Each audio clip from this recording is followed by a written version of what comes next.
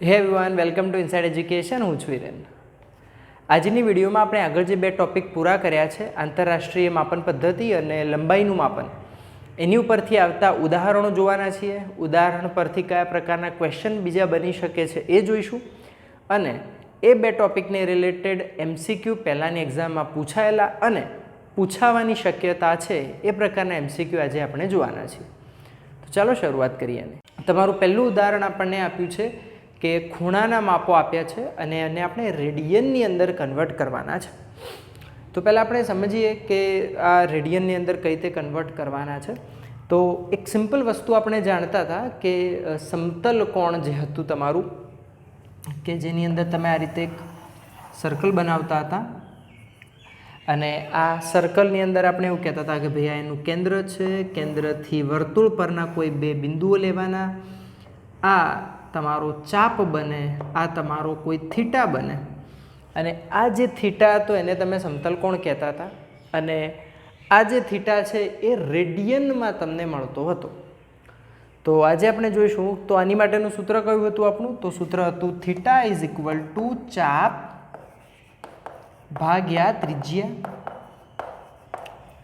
Okay, તો હવે આની અંદર હું શું કરું છું, તો આ જે થીટા ખૂણો છે, આ થીટા ખૂણો આ બંને વચ્ચેનો છે. હવે હું આ લાઈનને અહીંયા જ રાખી, જો આ જે બીજી લાઈન છે, આ જે બીજી લાઈન છે, આ લાઈન એક અહીંયા રાખી અને બીજા પાર્ટમાં હું શું કરું, તો આ જે થીટા છે એને ગોળ ફેરવતા ફેરવતા ફેરવતા પાછો અહીંયા સુધી લાવી દઈએ તો શું મળે આપણને? તો જે આ આખું ગોળ ફરીને આવે તો આપણે જાણીએ છીએ 360 ડિગ્રી જેટલો થાય. બરાબર, કોઈ એક જગ્યાએથી શરૂ કરી અને ગોળ ફરી ફરી પાછો એ જગ્યાએ આવે તો એ 360 ડિગ્રી જેટલું તમને જોવા મળી જાય. તો થીટાની જગ્યાએ તમે લખો 360 ડિગ્રી. હવે ચાપ કેટલો બનશે? અહીંયાથી શરૂ કર્યું, આખું રાઉન્ડ ફરી પાછા એ જ જગ્યાએ તમે આવો તો ચાપ કેટલો બને? ચાપ બને વર્તુળના પરિઘ જેટલો. વર્તુળનો પરિઘ કેટલો થાય? 2πr. આ ત્રિજ્યાને r માની લઈએ તો ચાપ કેટલો થશે તમારો? 2πr જેટલો. અને ત્રિજ્યા તમને કેટલી જોવા મળશે? તો ત્રિજ્યા તમારી થાય r જેટલી. હવે બંને r કપાઈ જશે એટલે ફાઇનલી તમને મળશે 360 ડિગ્રી બરાબર 2π અને આ હશે રેડિયનમાં. ઓકે, તો 360 ડિગ્રી બરાબર શું થાય? 2π રેડિયન થાય. હવે આને બીજા ફોર્મમાં તમે ઇઝીલી ફેરવી શકો છો. 360 ડિગ્રી પછી જો 180 ડિગ્રી હોય તો કેટલા થઈ જશે? પાઈ રેડિયન થઈ જશે. જો 90 ડિગ્રી હોય તો કેટલા થઈ જાય? π/2 રેડિયન થઈ જાય. ઓકે, એટલે આ કેટલાક સીધા કન્વર્ઝન છે કે જે આપણે આ પ્રકારની કેલ્ક્યુલેશન ઉપરથી લાવી શકીએ છીએ. તો આ પ્રકારના કન્વર્ઝન તમારે સીધા જ યાદ રાખી લેવા પડશે કે ભાઈ 360 તો 2π રેડિયન થાય, 180 તો પાઈ રેડિયન, 90 ડિગ્રી તો π/2 રેડિયન થાય. તો આ તો આપણે કેલ્ક્યુલેશન ઉપરથી લાવ્યા, પણ બુકની અંદર આપણને જે ક્વેશ્ચન પૂછ્યો છે કંઈક આવો છે કે 1 ડિગ્રી બરાબર કેટલા રેડિયન મળે તમને? 1 ડિગ્રી બરાબર કેટલા રેડિયન થાય? તો એક ડિગ્રી જે છે એને તમારે જો રેડિયનમાં કન્વર્ટ કરવા હોય તો તમારે એને π/180 વડે ગુણી લેવાના રહેશે. તમે એને π/180 વડે ગુણી લેશો એટલે જે બી આન્સર બને એ તમારો રેડિયનની અંદર જોવા મળશે. આનો લગભગ આન્સર તમે પાઈની જગ્યાએ 3.14 ભાગ્યા 180 કરશો તો જવાબ તમને લગભગ 0.01745 જેટલો જોવા મળશે. અને આપણે જો પોઈન્ટ પાછળ લઈ જઈએ તો 1.745 ગુણ્યા 10⁻² રેડિયન જેટલો જવાબ તમને જોવા મળશે 1 ડિગ્રી માટેનો. ઓકે, આ જવાબ તમને મળશે. હવે આની પરથી આપણને બીજો એક પણ ક્વેશ્ચન પૂછ્યો છે કે એક કળા એટલે કેટલા? તો એ કળા અને મિનિટવાળી જે વાર્તા છે એ આપણે પહેલાં ડિટેલમાં થોડી જોઈ લઈએ અને પછી એનું જે કન્વર્ઝન છે રેડિયનની અંદર એ જોઈએ.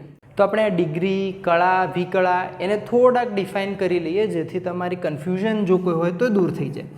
એક એની ઉપર જો એક નાનકડું ગોળ કરેલું છે તો આને કહેવાય 1 ડિગ્રી, અથવા સાદી ભાષામાં આપણે આને 1 કલાક પણ કહેતા હોઈએ છીએ દાખલાઓ જ્યારે ગણીએ ત્યારે. બીજું આવે 1 અને એની ઉપર એક ઊભું લીટું, તો આ જે એક લીટું કરેલું હોય તો એને કહેવાય 1 કળા, અથવા બોલાય 1 અર્ક મિનિટ અથવા મિનિટ અર્ક. અને નોર્મલ ભાષામાં દાખલા ગણતી વખતે આપણે આને ખાલી મિનિટ કહેતા હોઈએ છીએ. ત્રીજું આવશે 1 અને એની ઉપર 2 ઊભા લીટા. જો 2 ઊભા લીટા હોય તો એને કહેવાય વિકળા, અર્ક સેકન્ડ અથવા સેકન્ડ અર્ક, અને નોર્મલ ભાષાની અંદર 1 સેકન્ડ. તો આ થયો તમારો 1 કલાક, 1 મિનિટ અને 1 સેકન્ડ. કલાક, સેકન્ડ, મિનિટ આ બધાના કન્વર્ઝન તો તમે જાણો જ છો કે 1 કલાક બરાબર કેટલી, તો 60 મિનિટ થાય. 1 મિનિટ બરાબર 60 સેકન્ડ થાય. 1 કલાક બરાબર 3600 સેકન્ડ થાય. આ બધી વાતો આપણે નોર્મલ છે એ બધી જાણીએ છીએ. તો હવે આપણે જોઈએ કે 1 ડિગ્રી બરાબર રેડિયન તો આપણે જોઈ લીધા, પણ 1 કળા અથવા 1 મિનિટ બરાબર કેટલા રેડિયન થાય એ હવે આપણે જોઈએ. 1 કળા બરાબર કેટલા રેડિયન થાય એ શોધવાની ઘણી જુદી જુદી રીતો છે કે જેની અંદર તમારે એવું પણ કરવું પડે કે વેલ્યુ અમુક યાદ રાખી લેવી પડતી હોય છે. હું એને એ રીતે યાદ નથી રાખતો, ખાલી એક વસ્તુ મેં યાદ રાખેલી છે અને એ છે π/180. બસ આ π/180 એકલા યાદ હોય તો એની ઉપરથી તમે બધા શોધી શકો છો. કઈ રીતે થાય, તો આની અંદર આપણે જાણતા હતા કે ભાઈ ડિગ્રી હોય તો એને π/180 વડે ગુણી લેવાના. તો હું જે પ્રોસેસ ફોલો કરું છું એ છે, જો તમને ફાવતી હોય તો કરી શકો છો, નહીં તો કોઈ બીજી પ્રોસેસ તમને ફાવતી હોય તો એ પણ તમે કરી શકો છો. આની અંદર કોઈ જાતનું ફિઝિક્સ નથી, નોર્મલ મેથ્સ છે, તો એના ઘણા જુદા જુદા જુદા રસ્તાઓ છે જે તમે એપ્લાય કરી શકો છો. હું શું કરું છું, તો કળા હોય યા વિકળા હોય એને પહેલાં ડિગ્રીની અંદર કન્વર્ટ કરી લઉં છું. હવે 1 મિનિટ, આ મિનિટને જો કલાકમાં ફેરવો તો કેટલા થાય, 1/60 થાય. કલાકને શેમાં ફેરવી દીધા છે, હવે ડિગ્રીની અંદર. હવે જો મારે ડિગ્રીને રેડિયનમાં કન્વર્ટ કરવો હોય તો ખાલી શું કરવાનું, π/180 વડે ગુણી લેવાના. તો આના ગુણ્યા π/180 કરશો એટલે તમને આનો આન્સર રેડિયનની અંદર મળી જશે. ઓકે, મેં કહ્યું કે આ જસ્ટ મેથ્સ કરવાનું છે તમારે. 1/60, કારણ કે આ કલાકની અંદર ફેરવાઈ ગયું છે. 1 મિનિટ હતી, કન્વર્ટ કરો કલાકની અંદર તો 1/60 તમને જોવા મળશે. ગુણ્યા π/180, આનો જે કોઈ પણ આન્સર બને એ તમારે રેડિયનમાં તમને જોવા મળશે. એ જ રીતે ત્રીજી ટાઈપ જોઈએ તો એ છે 1 વિકળા. હવે મેં જેમ કહ્યું એમ કે હું એ જ પ્રોસેસ ફોલો કરું છું કે આ જ યાદ રાખવાનું. એટલે વિકળાને પણ શેમાં કન્વર્ટ કરી દેવાનું પહેલાં, તો આને પણ કન્વર્ટ કરી દેવાનું ડિગ્રીની અંદર.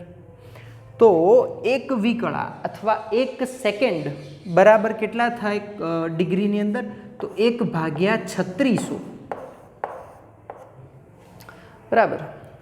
1/3600 મતલબ 1 કલાકનો 36મો ભાગ હોય એ તમારી 1 સેકન્ડ કહેવાય.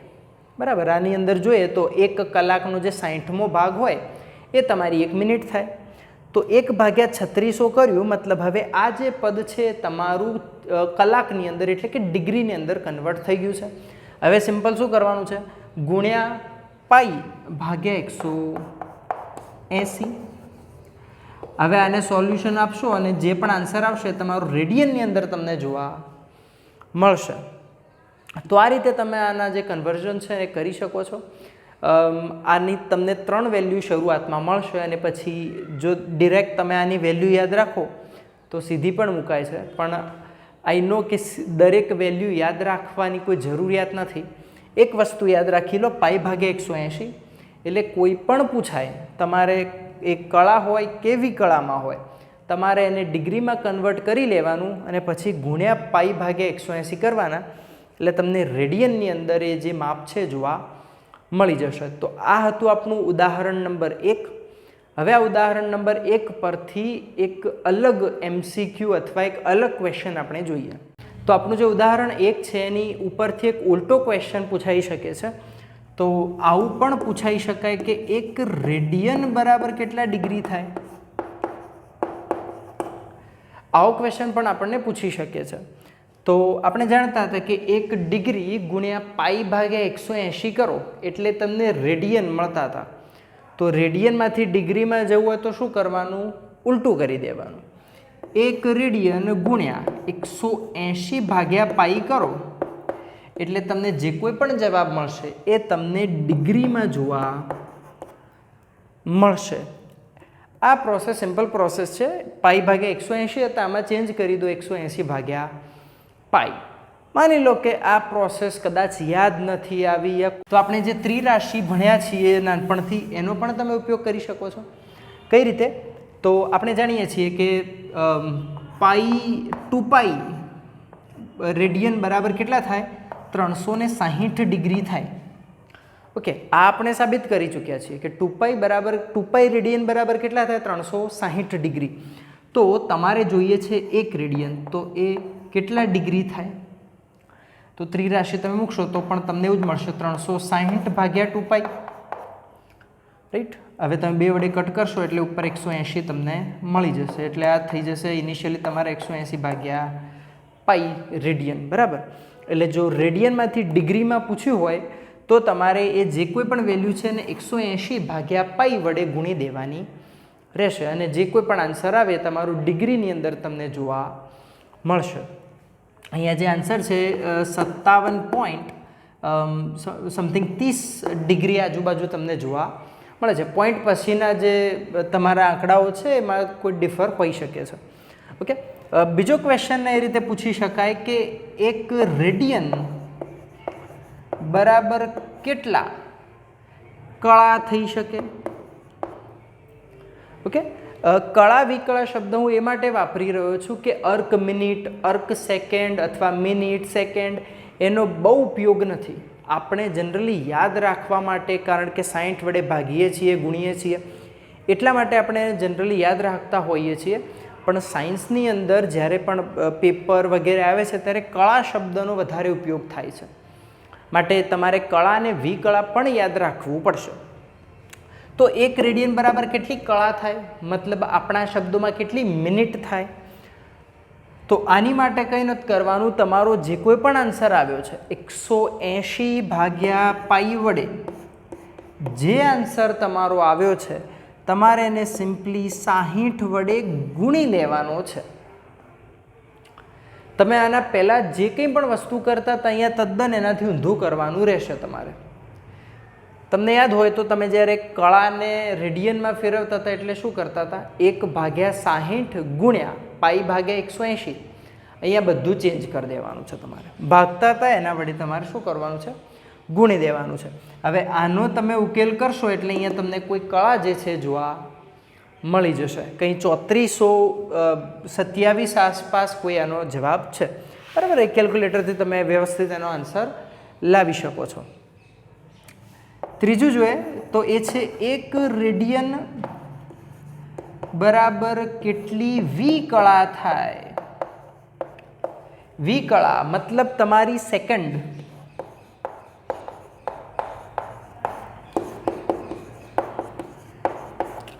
વિકળા મતલબ તમારી સેકન્ડ.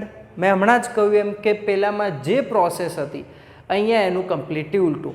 પહેલામાં જેના વડે ગુણ્યું અહીંયા એના વડે ભાગો, પહેલામાં જેના વડે ભાગ્યું અહીંયા એના વડે ગુણો. તો અહીંયા પણ શું કરવાનું?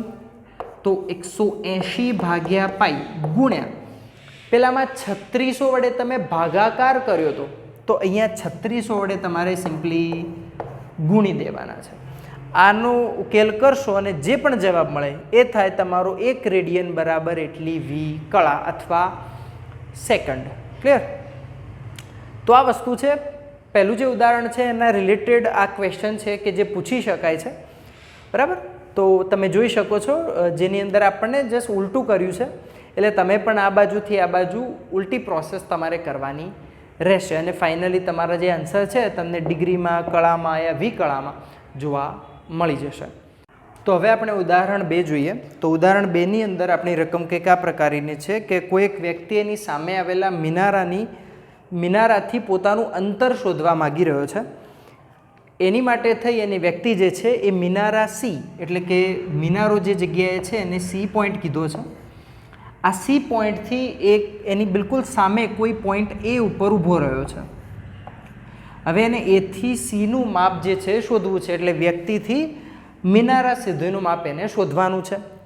હવે અહીંયા ઊભા ઊભા તમને રકમમાં આગળ કીધું છે કે એસીની સીધી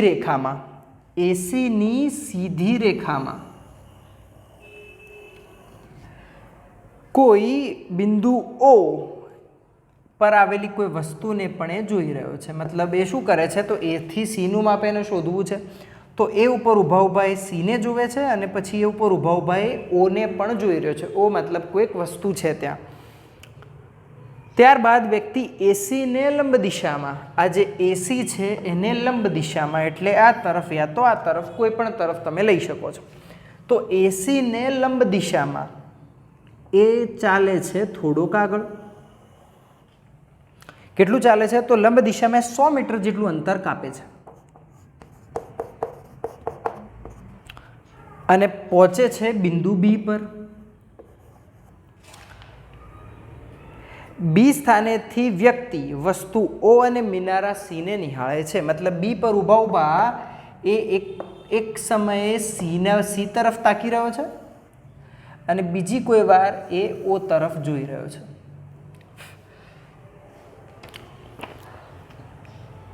વસ્તુઓ ઘણી જ દૂર હોવાથી હવે બી પર ઊભા ઊભા એ એકવાર મિનારાને જુએ છે, ફરી પાછો ત્યાં જ ઊભા ઊભા વસ્તુ ઓની સામે પણ જોઈ રહ્યો છે. આ લાઈન થોડીક સીધી કરી લઈએ. તો વ્યવહારિક ઓ ઘણી જ દૂર છે. અહીંયાથી ઓ જે વસ્તુ રે બહુ દૂર છે એટલે આપણને એવું કીધું છે કે ભાઈ વ્યવહારિક રીતે અવલોકન દિશા જે બી ઓ છે એ ઓ એકરૂપ બને છે. મતલબ બી ઓ જેટલું થાય એટલું એ ઓ પણ થાય. મતલબ આ જેટલું છે એટલું આ પણ તમને જોવા મળે. મતલબ એઓ આટલું છે તો અહીંયા પણ તમે એઓ કહી દો તો ચાલે. એઓની જે લેન્થ છે એ તમને અહીંયા સુધીની જોવા મળી જશે.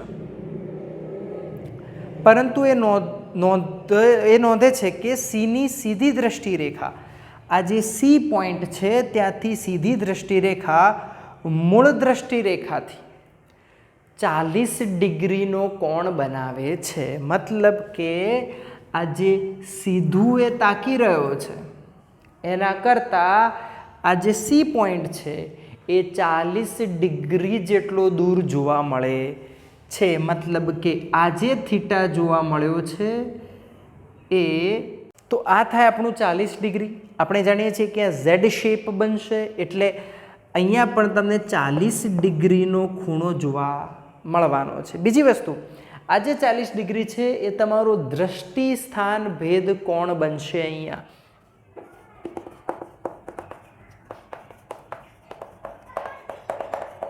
આ તમારો દ્રષ્ટિ સ્થાન ભેદ કોણ બનશે. કઈ રીતે? તો આપણે જાણીએ છીએ થિયરીની અંદર કે પોઈન્ટ એ અને પોઈન્ટ બી, મતલબ જો કોઈ બે સ્થળેથી તમે કોઈ એક જ વસ્તુને જોઈ રહ્યા હોય, એ બહુ દૂરના અંતરે હોય, તો એ સમયે આ બંને બાજુથી જોતા વસ્તુની ત્યાં જે પણ ખૂણો બને છે એ થાય તમારો દ્રષ્ટિ સ્થાન ભેદ કોણ. તો અહીંયા થીટા તમારી જોડે છે એ છે 40 ડિગ્રી જેટલો. હવે તમારે શોધવાનું છે એસી. આપણે શું શોધવા માગી રહ્યા છીએ? આપણને એ બી ખબર છે, એ બી 100 મીટર આપણી જોડે હાજર છે. શોધવાના છે આપણે એસી, મતલબ વ્યક્તિ એ પર ઊભો રહે અને મિનારા સી સુધીનું અંતર. તો કેલ્ક્યુલેશનની શરૂઆત કરીએ. અહીંયા આપણું 40 ડિગ્રી છે. હવે આપણે જાણીએ છીએ કે આ ત્રિકોણ બનશે, તમારું કાટકોણ ત્રિકોણ બનશે.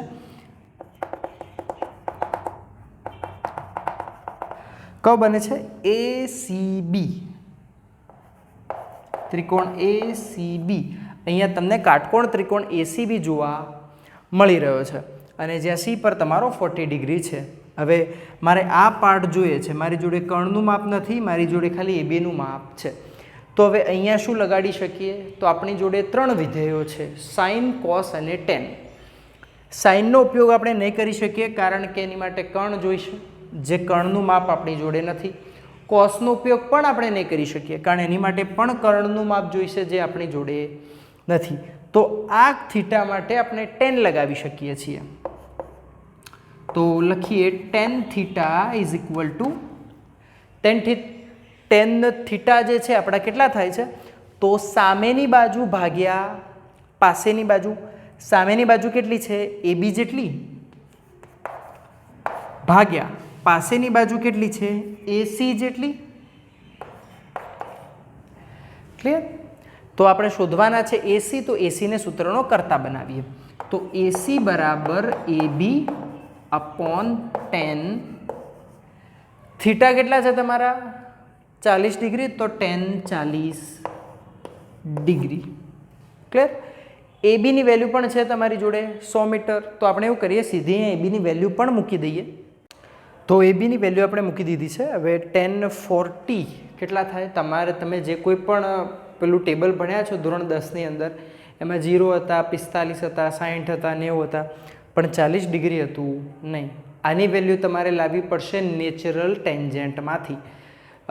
લોગારિધમ, નેચરલ ટેન્જેન્ટ, નેચરલ સાઇન વગેરે માટેની એક બુક આવે છે, જે તમારે ધોરણ 11ની અંદર વસાવી લેવાની રહેશે. 11-12 2 વર્ષ તમને કામ આવશે. તો એની અંદરથી તમારે આને જોવાનું રહેશે.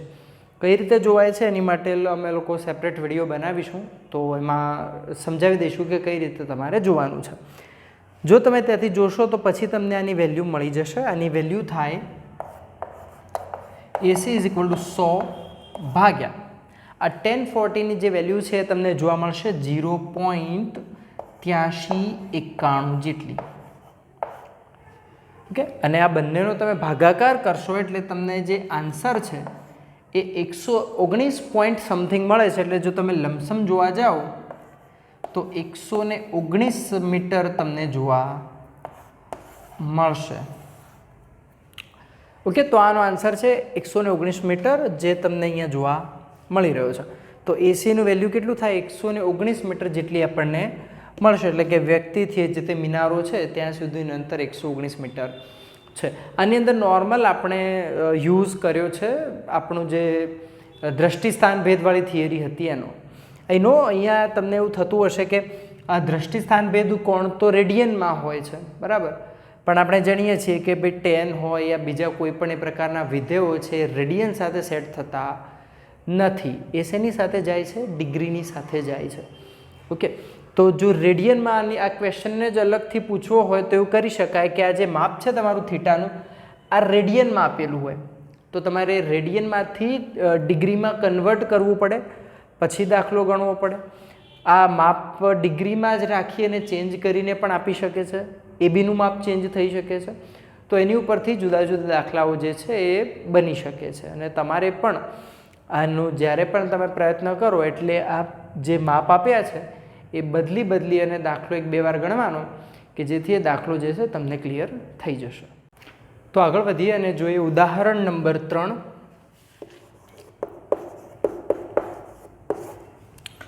ઉદાહરણ નંબર 3માં આપણને પૂછ્યું છે કે પૃથ્વીના 2 વ્યાસાંત બિંદુઓ. એટલે આપણને સીધું યાદ આવી જાય કે દ્રષ્ટિસ્થાન ભેદવાળી જે થિયરી છે એની ઉપરથી ક્વેશ્ચન છે. અને બીજી મહત્ત્વની વાત કે તમે જ્યારે પણ કોઈ દાખલા સોલ્વ કરી રહ્યા છો તો મસ્ટ એની માટેની આકૃતિ ખાસ દોરો. બુકમાં યા કોઈ પણ જગ્યાએ આકૃતિ આપી હોય યા ના આપી હોય, તમારે એની રફ એક આકૃતિ તમને જેવી ફાવે એવી એક આકૃતિ જરૂરથી દોરી દેવાની, જેથી તમારી માટે પણ એ દાખલો સોલ્વ કરવો થોડો ઇઝી બની જાય અને જોનાર જે વ્યક્તિ છે પેપર જોનાર એને પણ આકૃતિ જોઈને ક્લેરિફિકેશન મળી જાય કે ઓકે ભાઈ આ જે તે વ્યક્તિને આવડે છે. તો આ દાખલા પરથી આપણે સિમ્પલ એટલું સમજી ગયા છીએ કે દ્રષ્ટિસ્થાન ભેદવાળી જે રીત છે એની ઉપરથી દાખલો બનતો હશે, બરાબર. તો આપણે એની માટેની પહેલાં આકૃતિ દોરી લઈએ.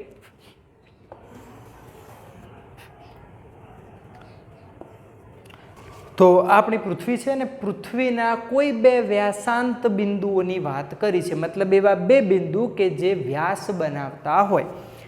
તો એક પોઈન્ટ અહીંયા લઈ લઉં છું અને બીજો પોઈન્ટ અહીંયા લઈ લઉં છું.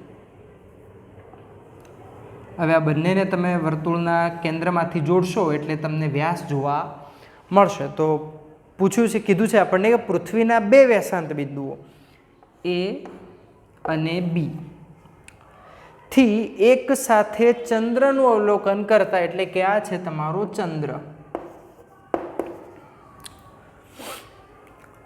બંને અવલોકન દિશાઓ એ ચંદ્ર સાથે 1 ડિગ્રી અને 54 કળા, એટલે પહેલાં શું કર્યું તો એથી જોયું ચંદ્ર તરફ અને બીજી વાર બીથી જોયું ચંદ્ર તરફ. આ બંને તરફથી જોતા અહીંયા જે ખૂણો રચાય છે એ જોવા મળ્યો 1 ડિગ્રી અને 54 કળા જેટલો. રાઈટ, એટલે આપણે સાઈડમાં જો બતાવીએ તો થીટા ઇઝ ઇક્વલ ટુ તમારો 1 ડિગ્રી અને 54 કળા જેટલો છે, આટલો આપણને આપેલો છે. તો આની પરથી આપણે શોધવાનું છે કે, અને પૃથ્વીના વ્યાસ, પૃથ્વીનો વ્યાસ આપી દીધો છે, મતલબ એ બીનું અંતર આપણને આપી દીધું છે, અને આ તમને આપ્યું છે 1.276 ગુણ્યા 10⁷ મીટર. તો ચંદ્ર અને પૃથ્વી વચ્ચેનું અંતર શોધો. ચંદ્ર અને પૃથ્વી વચ્ચેનું અંતર આપણને શોધવાનું કીધું છે. આપણે જાણીએ છીએ કે ભાઈ આ એ બી જે છે એને આપણે સ્મોલ બી તરીકે ડિનોટ કરીએ છીએ. ક્લિયર? અને આને આપણે કહેતા હતા બેઝિસ. અહીંયાથી જે અંતર હોય ચંદ્ર સુધીનું એ ડિનોટ કરીએ છીએ કેપિટલ ડી વડે. તો અહીંયા તમારે કેપિટલ ડી શોધવાના છે. અહીંયા તમારો જે પણ થીટા બનશે, થીટા થાય દ્રષ્ટિ સ્થાન ભેદ કોણ. તો બે વસ્તુ આપેલી છે, ત્રીજી વસ્તુ શોધવાની છે. સૂત્ર આપણને યાદ છે. કયું સૂત્ર છે આની માટે? તો સૂત્ર હતું D is equal to B upon theta. Okay, આ સૂત્રનો ઉપયોગ કરી અને આપણે જે આન્સર છે એ લાવી શકીએ છીએ. અહીંયા પ્રોબ્લેમ એ છે કે આપણો આ જે થીટા છે શેની અંદર આપેલો છે? તો આ જે થીટા છે તમારો રેડિયનમાં એ લોકોએ આપ્યો છે. આને તમારે શેમાં કન્વર્ટ કરવો પડશે? તો આને તમારે પહેલાં ડિગ્રીની અંદર કન્વર્ટ કરવો પડશે. એ કઈ રીતે કન્વર્ટ કરાય આપણે એ પહેલાં સોલ્વ કરીએ, પછી સિમ્પલી કિંમતો મૂકશું એટલે આપણો જવાબ આપણને મળી જશે. તો તમારી સામે છે 1 ડિગ્રી અને 54 કળા. હવે આપણે જાણીએ છીએ એમ કે હવે અહીંયા સિમ્પલ મેથ્સ કરવાનું છે તમારે. એ મેથ્સ કરવાના જુદા જુદા ઘણા રસ્તાઓ છે. તમે કોઈ પણ રસ્તાનો ઉપયોગ કરીએ મેથ્સ કરી શકો છો. તો પહેલાં આપણે એવું કરીએ કે આ જે ડિગ્રી છે એને પણ કળામાં ફેરવી લઈએ, અને પછી આખો જે કળા આવે એને ડિગ્રીમાં ફેરવી દઈશું. બરાબર, એક રીતે પણ જઈ શકીએ. બીજી વસ્તુ, આને ડિગ્રીમાં રાખી અને આ જે કળા છે એને પણ ડિગ્રીમાં કન્વર્ટ કરી લો, અને પછી ગુણ્યા પાઈ ભાગ્યા 180 કરશો તો પણ આન્સર બની જશે તમારો. તો 1 ડિગ્રી અને આને કળામાં ફેરવો તો કેટલા થાય? આપણે જાણીએ છીએ કે એને ડિગ્રી કરતાં આપણે કલાક બોલતા હતા. તો આ થાય તમારા 60 મિનિટ. રાઈટ? તો આ 60 અને પેલા 54 એટલે કેટલા થઈ ગયા તમારા? આ થઈ જાય 60 પ્લસ 54 એટલે તમને જોવા મળશે 4 11 114 મિનિટ અથવા 114 કળા તમને જોવા મળશે. હવે 114 કળાને જો ડિગ્રીમાં ફેરવવાની હોય તો કઈ રીતે આપણે ફેરવતા હતા? યાદ કરો, ખૂણાની અંદર ફેરવવું હોય તો 114 ગુણ્યા 114 ભાગ્યા 60. ભાગ્યા 60 કેમ? તો આ તો તમારું મિનિટની અંદર ભાગ્યા 60 કરશો એટલે કળા તમને મળી જશે, ગુણ્યા પાઈ ભાગ્યા 180. પાઈ ભાગ્યા 180 વડે ગુણશો એટલે તમારી જે કોઈ પણ વેલ્યુ છે એ શેની અંદર કન્વર્ટ થઈ જશે? એ તમારી જે નોર્મલ ડિગ્રી છે એની અંદર કન્વર્ટ થઈ જશે. બરાબર, અને આનો આન્સર તમે લાવશો એટલે આનો આન્સર જે છે લમસમ તમને 3.32 ગુણ્યા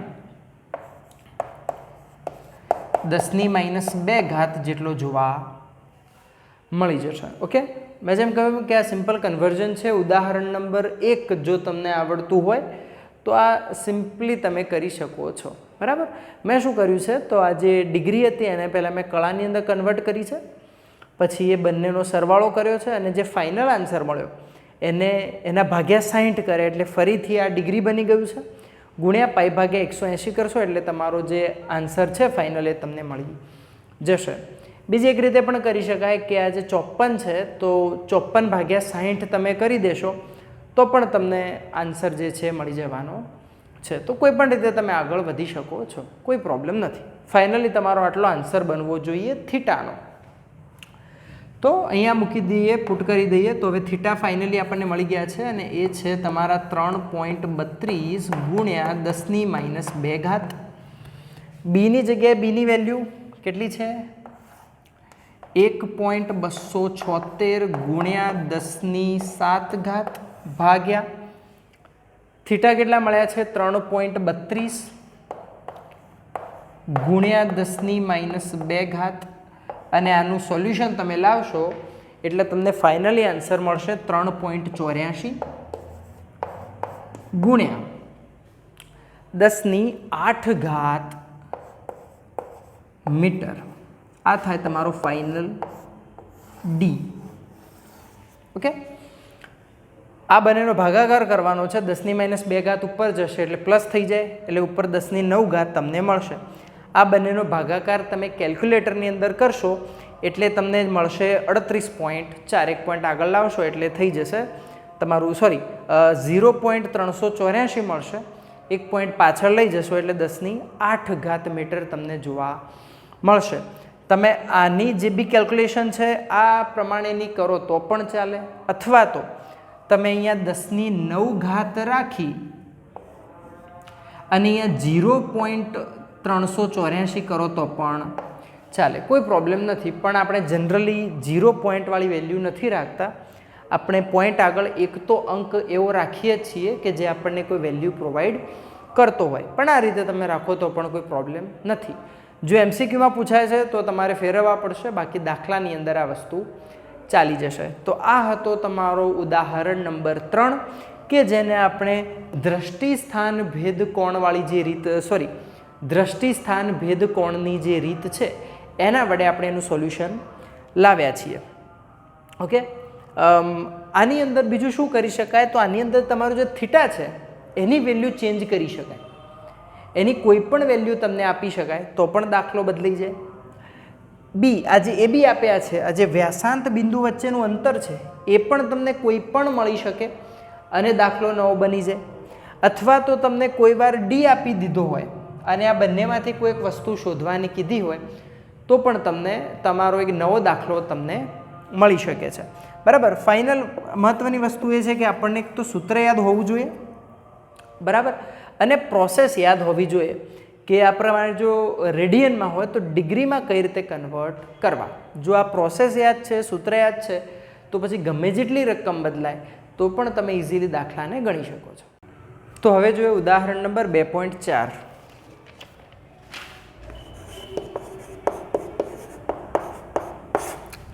ઉદાહરણ 2.4ની રકમ તમે જુઓ તો તમને એવું કીધું છે કે સૂર્યનો કોણીય વ્યાસનું માપ 1920 વી કળા છે. સૂર્ય અને પૃથ્વી વચ્ચેનું અંતર તમને આપી દીધું છે 1.496 ગુણ્યા 10⁻11 ઘાત મીટર. તો સૂર્યનો વ્યાસ કેટલો થાય એ તમારે શોધવાનું છે. ઓકે, તો ચાલો પહેલાં તો આપણે સરસ મજાની આકૃતિ દોરી દઈએ. કોણીય વ્યાસ આપ્યો છે, મતલબ આપણું જે D = B/θ પછીની જે નાનકડી આપણી ચર્ચા હતી કે જેની અંદર આપણે પૃથ્વી પર ઊભા સૂર્યના કોઈ પણ બે પોઈન્ટને જોવાના છે અને એની વચ્ચેનું જે અંતર છે એ તમારે ડિફાઇન કરવાનું છે. એ થિયરી છે. ચાલો, તો આ તમારું સૂર્ય છે, બરાબર, અને પૃથ્વી પરથી તમે કોઈ એક પોઈન્ટથી એને જોઈ રહ્યા હો એટલે આ એક પોઈન્ટ અને આ સૂર્ય પરનો બીજો પોઈન્ટ. હવે કોણીય વ્યાસ તમને આપી દીધો છે. કોણીય વ્યાસ થાય તમારો આલ્ફા, જે ક્યાં બનશે? જે અહીંયા બનશે. આ આલ્ફા તમને આપી દીધો છે 1920 વી કળા. બીજું, સૂર્ય અને પૃથ્વી વચ્ચેનું અંતર આ કેપિટલ ડી પણ તમને આપી દેવામાં આવ્યું છે. એ છે 1.496 ગુણ્યા 10⁻11 ઘાત મીટર. અને આપણી જોડે માગ્યું છે સૂર્યનો વ્યાસ કેટલો થાય, મતલબ આ સૂર્યનો વ્યાસ આપણે શોધવાનો છે, જેને આપણે સ્મોલ ડી કહી દઈએ છીએ, બરાબર. તો સ્મોલ ડી આપણે શોધવાનું થાય. સૂત્ર ઇઝી છે, આપણે જાણીએ છીએ સૂત્ર ઓલરેડી આપણે જોઈને આવ્યા છીએ થિયરીની અંદર. તો સૂત્ર જસ્ટ તમારે મૂકવાનું છે અને ઇઝીલી તમારો આન્સર જે છે આવી જશે. તો આવો હવે આપણે સૂત્ર મૂકીએ. આલ્ફા એટલે કે કોણીય વ્યાસ બરાબર ડી. ડી મતલબ તમારું જે પણ વ્યાસ બનતું હોય એ જે તે પદાર્થનો, એ ભાગ્યા કેપિટલ ડી મતલબ સૂર્યથી પૃથ્વી વચ્ચેનું અંતર. આપણા કેસમાં સૂર્ય અને પૃથ્વી છે, બાકી જે કોઈ પણ બે પદાર્થ હોય એના વચ્ચેનું અંતર નીચે આવશે, જે પદાર્થનો વ્યાસ શોધવાનો છે એ ઉપર આવશે, અને જે કોણીય વ્યાસ છે એ તમારું સૂત્રનો કરતા હશે. તો હવે આપણે શોધવાના છે શું? Small D. તો સ્મોલ ડીને સૂત્રનો કરતા બનાવી દે. થોડુંક ઉપરથી શરૂઆત કરીએ એટલે આપણને નીચે જગ્યા મળીએ. સૂત્રનો કરતા બનાવીએ તો D is equal to alpha into D થશે. આલ્ફા કેટલા આપ્યા છે? 1920 વી કળા આપેલા છે. આપણે જાણીએ છીએ કે આ વી કળા ચાલશે નહીં, આપણે આને કન્વર્ટ કરવું પડશે રેડિયનની અંદર. તો આને રેડિયનની અંદર કન્વર્ટ કરવા માટે મેં જેમ તમને કહ્યું હતું એમ કે જે પ્રોસેસ હું ફોલો કરું છું એવી છે કે જો વી કળા આપેલી હોય તો એના ભાગ્યા 3600 કરી દઉં છું. 1920 ભાગ્યા 3600, જેથી આ ફેરવાઈ જાય ડિગ્રીની અંદર, ગુણ્યા પાઈ ભાગ્યા 180 કરો એટલે આ આખું જે પાર્ટ છે તમારો રેડિયનની અંદર કન્વર્ટ થઈ જશે. ખાસ યાદ રાખો, દ્રષ્ટિ સ્થાનભેદવાળી જે રીત છે એની અંદર અને એના રિલેટેડ જેટલા પણ દાખલા છે દરેકમાં આ તમારો જે અહીંયા થીટા બનતો હશે, જે આલ્ફા આપેલો હશે, એ ફરજિયાતપણે રેડિયનમાં તમારે કન્વર્ટ કરવો પડશે. અહીંયા વિકળા હતી, મેં ભાગ્યા 3600 કરી એટલે ડિગ્રી બની, ગુણ્યા પાઈ ભાગ્યા 180 કર્યું એટલે આખું પદ જે છે એ રેડિયનમાં કન્વર્ટ થઈ જાય છે. ગુણ્યા ડી કેટલો આપ્યો છે? 1.496 ગુણ્યા 10^11, 1.496. હવે તમે આનું સોલ્યુશન લાવશો એટલે તમને ફાઇનલ આનો જે પણ આન્સર છે એ મળી જશે. આપણે જોઈએ આનો આન્સર કેટલો આવે છે. તો આનો આન્સર આપણને જોવા મળે છે 13930.75 ગુણ્યા 10^5. હવે તમે આને જો રાઉન્ડ ઓફ કરશો તો આ પોઈન્ટ છે એને છેક આગળ લાવી દઈએ તો 1.393 થઈ જાય, ગુણ્યા આ પોઈન્ટ આગળ આવશે એટલે 1, 2, 3 અને 4. 4 ડગલા તમે આગળ લાવી રહ્યા છો એટલે પાછળ તમારે શું કરવું પડશે? 4 ઉમેરવા પડશે. 5માં 4 ઉમેરશો તો 9. તો 1.393 ગુણ્યા 10^9 મીટર તમારો જે આન્સર છે તમને અહીંયા જોવા મળી જશે. હવે આ જે વસ્તુ છે એને તમે એક બીજી રીતે પણ કરી શકો છો. કોઈ વાર જો તમને આ જે વિકળા છે આનું રેડિયનમાં કન્વર્ઝન આપી દીધું હોય તો તમારે સિમ્પલી શું કરવાનું છે? આ 1920ને જે પણ કન્વર્ઝન માટેની વેલ્યુ આપી હોય એના વડે તમારે એને ગુણી દેવાના રહેશે. ઓકે, જો નથી આપી તો પછી તમારે આ પ્રોસેસ યાદ રાખવી પડશે. તો હવે આપણે જે બે થિયરીઓ જોઈ છે, આપણે લંબાઈનું માપન અને થિયરી 2.2 પ્રસ્તાવનાથી લંબાઈના માપન સુધીની જેટલો પણ પ્રકાર છે, જેટલો પણ ભાગ છે, એના રિલેટેડ જે MCQ અથવા જે થિયરીઓ પૂછાઈ શકે છે અથવા પૂછાવાની શક્યતા છે, હવે આપણે જોઈએ તો આપણો પહેલો ક્વેશ્ચન આપણે લઈએ તો પહેલો ક્વેશ્ચન આપણો એવો છે કે મહત્તમ સમતલ કોણ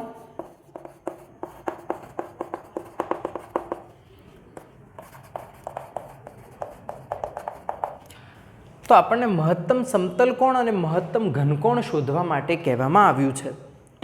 હવે આ કઈ રીતે શોધી શકાય? તો સમતલ કોણ અને ઘનકોણ વિશે આપણે જાણી ચૂક્યા છે. પહેલાં સમતલ કોણની વાત કરીએ તો સમતલ કોણમાં આપણે શું કરતા હતા? તો એક સર્કલ લીધું, એના કેન્દ્રથી વર્તુળ પરના કોઈ બે બિંદુઓને મેં જોડ્યા અને અહીંયા જે બને છે એ થાય તમારો થીટા અને થીટા જ છે તમારો સમતલ કોણ. આની માટેનું સૂત્ર આપણે ડિફાઇન કરી ચૂક્યા છીએ. થીટા ઇઝ ઇક્વલ ટુ આ જે ચાપ બની રહ્યો છે આ બંનેથી એ ચાપ ભાગ્યા આ ત્રિજ્યા, રાઈટ। આ તમારું સિમ્પલ સમતલ કોણ છે? થીટા બરાબર ચાપ ભાગ્યા ત્રિજ્યા, જે સૂત્ર તમને ખબર છે। મહત્તમ સમતલ કોણ મતલબ આ જે થીટા છે એ મેક્સિમમ ક્યારે હોય? તો અહીંયાથી શરૂ કરી અને તમે અહીંયાથી શરૂ થાય એટલે આ તમારો થીટા બનવાની શરૂઆત થઈ, આ ગોળ ફરી અને પાછું અહીંયા આવી જાય એટલે તમારો થીટા મહત્તમ બને। આપણે જાણીએ છીએ કે વર્તુળ હોય તો અહીંયાથી ગોળ ફરીને આખું આવે એટલે આ તમારો થીટા જે મેક્સિમમ 360 ડિગ્રી થઈ શકે, એનાથી તો વધારે થવાનો નથી। મહત્તમ સમતલ કોણ કેટલો થઈ શકે? 360 ડિગ્રી। 360 ડિગ્રી થાય એનો મતલબ એ થાય કે એને આખા વર્તુળને કવર કરી લીધું છે। આખા વર્તુળને કવર કરી લીધું હોય તો એ વખત ચાપ કેટલો બને? વર્તુળના પરિઘ જેટલો, એટલે કે 2πr। અહીંયા ત્રિજ્યા આપણે r લઈ રહ્યા છીએ તો ચાપ બનશે તમારો 2πr અને ત્રિજ્યા તમારી છે r જેટલી। r કપાઈ જશે, જવાબ આવશે તમારો 2π। તો આ જે 2π છે એ તમારો મહત્તમ સમતલ કોણ બનશે। આ એમસીક્યુની અંદર પૂછાય છે, ડિફાઇન કરવાનું મે બી પૂછાઈ પણ શકે, ન પણ પૂછાય, પણ એમસીક્યુની અંદર જનરલી આ વસ્તુ હોય છે। તો આપણે આ રીતે એને ડિફાઇન કર્યો કે થીટા મેક્સિમમ મતલબ 360 ડિગ્રી। 360 ડિગ્રી હોય તો ચાપ કેટલો બની જાય? વર્તુળના પરિઘ જેટલો। ત્રિજ્યા વડે એને ભાગશો એટલે તમને જવાબ મળી જશે। ઘનકોણની અંદર પણ સેમ મેથડ કરવાની છે। ઘનકોણ માટેનું સૂત્ર તમને યાદ હશે। તો ઘનકોણમાં શું હતું? તો ત્યાં વર્તુળ નહીં પણ ત્યાં આપણે એક ગોળો લેતા હતા।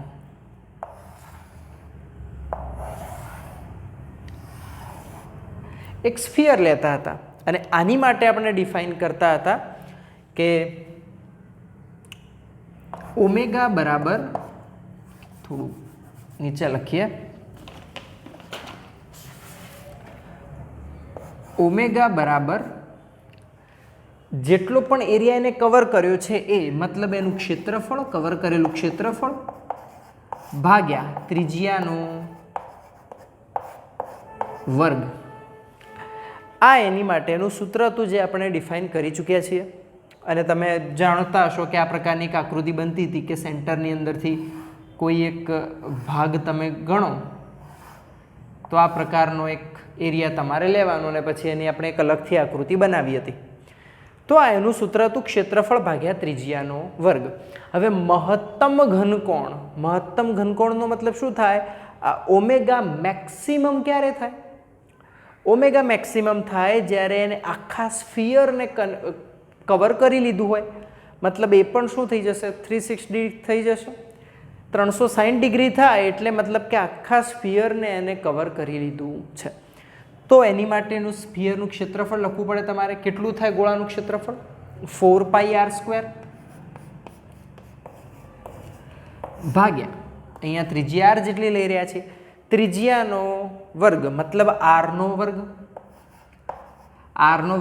વર્ગ કેન્સલ, તો તમને જવાબ મળશે 4π। તો આ થાય તમારો મહત્તમ ઘનકોણ, એ થશે 4π। મહત્તમ સમતલ કોણ થશે 2π। આ તમારે સિમ્પલ જે છે એમસીક્યુ વગેરેની અંદર પૂછાઈ શકે છે। તો હવે આગળ વધીએ। બીજો ક્વેશ્ચન જોઈએ તો એ છે લંબાઈના માપનની પ્રત્યક્ષ રીત અને પરોક્ષ રીત સમજાવો।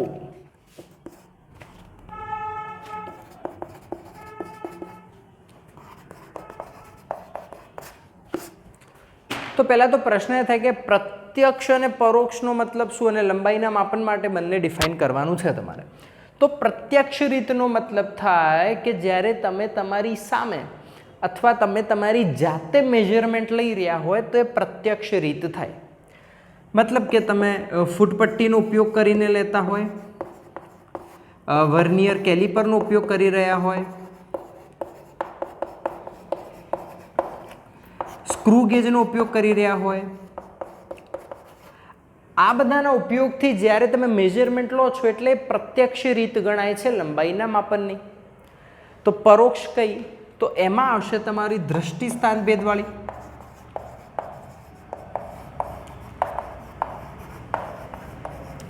આની અંદર તમે જાતે કોઈ મેજરમેન્ટ નથી લઈ રહ્યા, તમે કોઈ એક જગ્યાએથી અવલોકન કરી રહ્યા છો અને એને રિલેટેડ થઈ અને તમે એનું માપન દર્શાવી રહ્યા છો. માટે આ થાય તમારી પરોક્ષ રીત અને આ થશે પ્રત્યક્ષ રીત કે જેની અંદર તમે જાતે કરી રહ્યા છો, હાથેથી એનું મેજરમેન્ટ લઈ રહ્યા છો. અહીંયા એવું નથી. અહીંયા તમે ઊભા રહ્યા છો, જોઈ રહ્યા છો અને વન ટાઈપ ઓફ અનુમાન જેવું અહીંયા થઈ શકે. બરાબર, આની અંદર ભૂલ થવાની શક્યતાઓ વધારે છે, જ્યારે અહીંયા એ ઘણી ઘટી જાય છે. તો આ થાય તમારી પ્રત્યક્ષ રીત અને આ થાય તમારી પરોક્ષ રીત. હવે આગળ વધીએ. તો આપણે આગળ વધીએ તો આપણો એના પછીનો ક્વેશ્ચન છે બેઝિસ કોને કહેવામાં આવે છે. બેઝિસ આપણને ખબર હતી. બેઝિસનો મતલબ શું થાય તો પૃથ્વી પર ઊભા રહી તમે જ્યારે કોઈ વસ્તુનું અંતર માપવા માગી રહ્યા છો. આકૃતિમાંથી જોઈએ તો આ પૃથ્વી હોય ને અહીંયા કોઈ એક ગ્રહનું માપ તમારે ત્યાં સુધીનું અંતર તમારે માપવું છે. તો દ્રષ્ટિ સ્થાન ભેદની રીતનો ઉપયોગ કરી અને આપણે કોઈ બે બિંદુઓથી જે તે ગ્રહ યા ઉપગ્રહને આપણે જોઈશું. એ જે બે અવલોકન કેન્દ્રો છે અથવા અવલોકન બિંદુઓ છે એ બંને વચ્ચેનું જે અંતર છે એ થાય તમારો બેઝિસ. આને આપણે બેઝિસ કહીએ છીએ. આગળ વધીએ તો એના પછીનો ક્વેશ્ચન છે નેનો ટેકનોલોજીના અભ્યાસ માટેના માઇક્રોસ્કોપનું નામ જણાવો. નેનો ટેકનોલોજીના અભ્યાસ માટે હવે આપણી પાસે 3 પ્રકારના માઇક્રોસ્કોપ હતા. પહેલું હતું એ ઓપ્ટિકલ માઇક્રોસ્કોપ હતું, બીજું જે હતું એ ઇલેક્ટ્રોન માઇક્રોસ્કોપ હતું અને ત્રીજું આપણી પાસે ટનલિંગ માઇક્રોસ્કોપ હતું. આ ત્રણેયની આપણને ખબર છે કે અલગ અલગ રેન્જ હતી. ઓપ્ટિકલની વાત કરીએ તો 10⁻7 સુધી જતું હતું. એના પછી ઇલેક્ટ્રોનની વાત કરીએ તો 1 એંગસ્ટ્રોમથી પણ નાનું એટલે કે 10⁻8 સુધી જતું હતું. એના પછી વાત 0.6 એંગસ્ટ્રોમ જેટલી વિભેદન શક્તિવાળા પણ ઇલેક્ટ્રોન માઇક્રોસ્કોપ મળે છે. એનાથી નાના તમે જાઓ તો ટનલિંગ માઇક્રોસ્કોપ આવતું હતું. તો આ નેનો ટેકનોલોજી સાથે જોડાયેલી જેટલી પણ વસ્તુઓ છે એને તમે ટનલિંગ માઇક્રોસ્કોપની મદદથી જોઈ શકો છો. ઓકે, તો આનો આન્સર બનશે ટનલિંગ માઇક્રોસ્કોપ. આગળ વધીએ તો એના પછીનો ક્વેશ્ચન છે અવલોકિત વિશ્વ અને ન્યુક્લિયસના પરિમાણનો ગુણોત્તર મેળવો. અવલોકિત વિશ્વ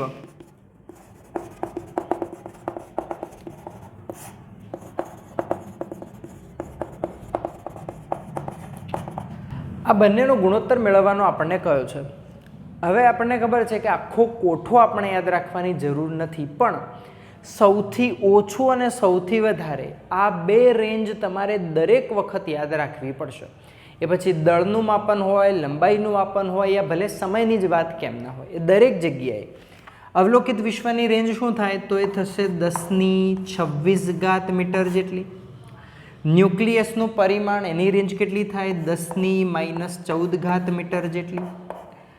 બરાબર, આ બે રેન્જ તમને યાદ હોય તો આ પ્રકારના એમસીક્યુ તમારા નીકળશે, નહીં તો નીકળી શકશે નહીં. અને ફાઇનલ તમને આન્સર મળશે -14 ઉપર જાય એટલે +14 અને 26 + 14 એટલે થઈ જશે તમારા 10⁻40 મીટર. ઓકે, તો દરેક જગ્યાએ તમારે એન્ડ રેન્જ અને મેક્સિમમ રેન્જ આ બંને ફરજિયાતપણે યાદ રાખવાની રહેશે. તો આ પ્રકારના એમસીક્યુ તમારા બહુ ઇઝીલી નીકળી જશે. એના પછીનો ક્વેશ્ચન છે 1 AU કોને કહે છે, તે કઈ ભૌતિક રાશિનો એકમ છે. 1 AU. AU નો મતલબ થાય એસ્ટ્રોનોમિકલ યુનિટ, મતલબ કે સૂર્ય અને પૃથ્વી વચ્ચેનું અંદાજિત અંતર, જેને આપણે 1 AU તરીકે ડિનોટ કરીએ છીએ. અને આ થાય એકમ કઈ ભૌતિક રાશિનો તો આ લંબાઈ ભૌતિક રાશિનો એકમ બને છે. અને લંબાઈ એ તમારી મૂળભૂત ભૌતિક રાશિ છે. આગળ જઈએ તો પ્રકાશ વર્ષની વ્યાખ્યા લખો. શું તે સમયનો એકમ છે?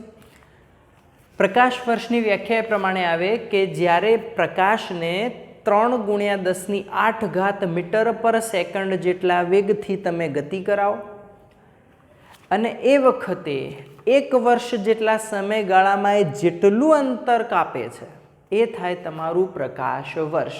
બરાબર, પાછળ વર્ષ શબ્દ આવે છે માટે એ લોકો કન્ફ્યુઝ કરવા માટે એવું મૂકી દેતા હોય છે કે ભાઈ સમય ભૌતિક રાશિનો એકમ છે. તો ના, આ લંબાઈનો એકમ છે પ્રકાશ વર્ષ. અને આ મેક્સિમમ રેન્જ છે. પ્રકાશ વર્ષથી મોટો કોઈ લંબાઈનો બીજો એકમ નથી. અને પ્રકાશ વર્ડ પરથી તમે યાદ રાખી શકો કે પ્રકાશની ગતિથી, વર્ષ મતલબ એક વર્ષમાં કાપેલું અંતર, એ થાય તમારું એક પ્રકાશ વર્ષ. ઓકે, આગળ વધીએ તો પારસેકની વ્યાખ્યા આપણને પૂછી છે. જ્યારે આપણે ભણ્યા હતા થિયરી એ વખતે આપણે જોયું હતું, અને આની પરથી સ્વાધ્યાયનો એક દાખલો પણ છે. ઓકે, તો જ્યારે આપણે આખું ચેપ્ટર પૂરું થઈ જશે ત્યારે સ્વાધ્યાયના પ્રશ્નો જ લઈશું. એ વખતે આપણે એને જોવાના જ છીએ ડિટેલની અંદર. અત્યારે ઉપરથી જોઈ લઈએ તો આવું કંઈક થાય. પારસેક મતલબ તમારું પૃથ્વીનું આ પરિભ્રમણ કક્ષ છે, બરાબર, વચ્ચે સૂર્ય છે.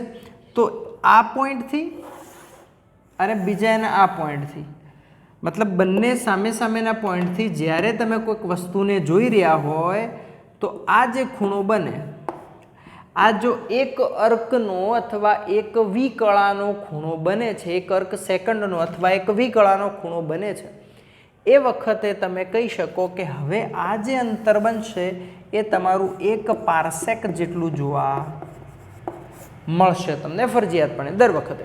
જો એક અર્ક સેકન્ડનો ખૂણો બને છે તો આ તમારું એક પારસેક જેટલું અંતર થઈ જશે.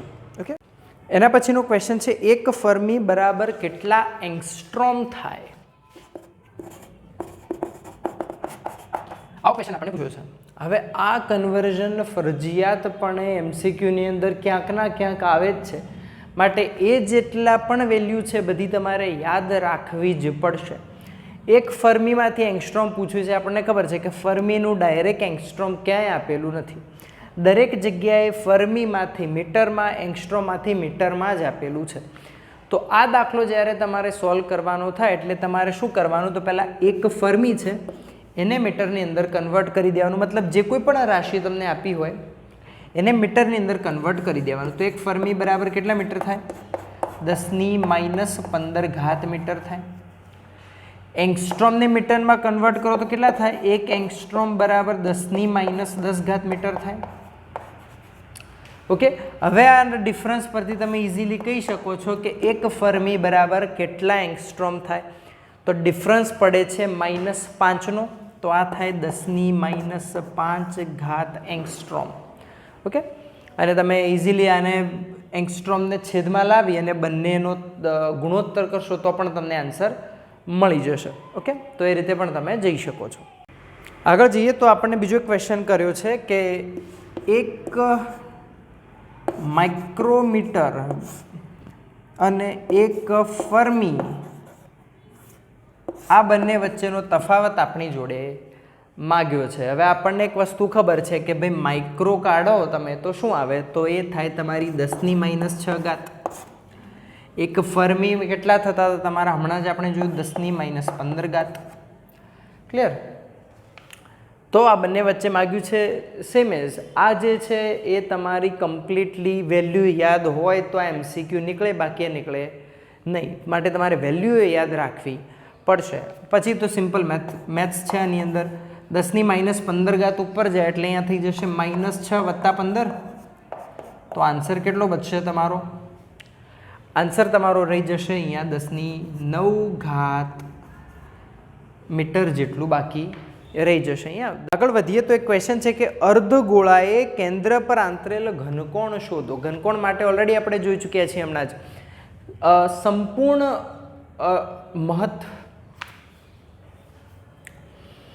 આગળ વધીએ તો આપણો નેક્સ્ટ ક્વેશ્ચન છે અર્ધગોળાએ તેના કેન્દ્ર પર આંતરેલ ઘનકોણ કેટલો થાય?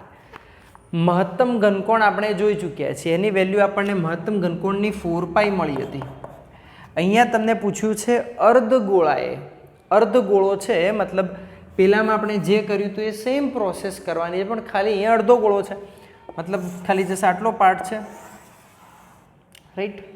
હવે આની માટે સૂત્ર પરથી પણ તમે કરી શકો છો. ઓમેગા બરાબર શું થાય? ક્ષેત્રફળ ભાગ્યા ત્રિજ્યાનો વર્ગ. ક્ષેત્રફળ અડધું છે એટલે કેટલું ક્ષેત્રફળ થશે? આ 2πr² ભાગ્યા r². r² કપાઈ જશે ને આન્સર મળશે તમને 2π. તો આ તમારો ફાઇનલ આન્સર બની જશે અર્ધગોળા માટે. મહત્તમ માટે પૂછ્યું હોય તો આ કેટલો થઈ જાય? 4π જેટલો થઈ જશે. એટલે સમતલ કોણ યા ઘનકોણ પરથી કોઈ પણ ક્વેશ્ચન આવે જો તમને એનો પાયો ખબર છે, સૂત્રો ખબર છે, તો ઇઝીલી તમારા એ ક્વેશ્ચન જે છે નીકળી જશે. આગળ વધીએ તો આપણો બીજો એક ક્વેશ્ચન છે કે ચંદ્રના કોણીય વ્યાસનો અર્થ શું છે? ચંદ્રના કોણીય વ્યાસનો અર્થ, જ્યાં ચંદ્ર તો આપણને ખબર છે કે ખાલી વાત પૂરતું મૂક્યું છે, બાકી મેઇન કહેવાની વસ્તુ તો કોણીય વ્યાસ છે. તો આપણે જાણીએ છીએ કે જ્યારે પૃથ્વી પર ઊભા મારે કોઈ ગ્રહનું પરિમાણ શોધવું હોય, અથવા તો બીજા શબ્દમાં કહીએ તો એનો વ્યાસ શોધવો હોય, તો એ સમયે પૃથ્વી પર ઊભા આ ચંદ્ર છે, જો મારે આનો પરિમાણ શોધવું છે તો પૃથ્વી પર કોઈ એક જગ્યાએ ઊભા રહી અને તમારે એના કોઈ 2 પોઈન્ટને જોવાના છે, અને અહીંયા જે ખૂણો બને એ થાય તમારો કોણીય વ્યાસ. ઓકે, આ છે તમારો કોણીય વ્યાસ. પછી અહીંયા ચંદ્ર હોય, ગુરુ હોય, મંગળ હોય, કોઈ પણ ગ્રહ યા ઉપગ્રહ હોઈ શકે છે. આગળ વધીએ તો આપણો બીજો ક્વેશ્ચન છે કે 100 પ્રકાશ વર્ષ દૂર હોય તેવા તારાઓના અંતર શોધવા માટે આપણે દ્રષ્ટિ સ્થાન ભેદનો ઉપયોગ કરી શકતા નથી. એનું કારણ શું છે? આપણે જેમ એ થિયરીમાં વાત કરી હતી કે કોઈ પણ દૂરની વસ્તુ હોય, પૃથ્વી પર બહારનો કોઈ પણ ગ્રહ ઉપગ્રહ હોય, એને શોધવા દ્રષ્ટિ સ્થાન ભેદનો ઇઝીલી તમે ઉપયોગ કરી શકો છો. પણ અહીંયા એવું પૂછ્યું છે કે 100 પ્રકાશ વર્ષ જેટલું દૂર હોય તો કેમ એનો ઉપયોગ ન થાય? તો આપણે જાણીએ છીએ કે થિયરી આપણને એવું કહેતી હતી કે પૃથ્વી પરથી તમારે જે તે વસ્તુને જોવાની, બરાબર,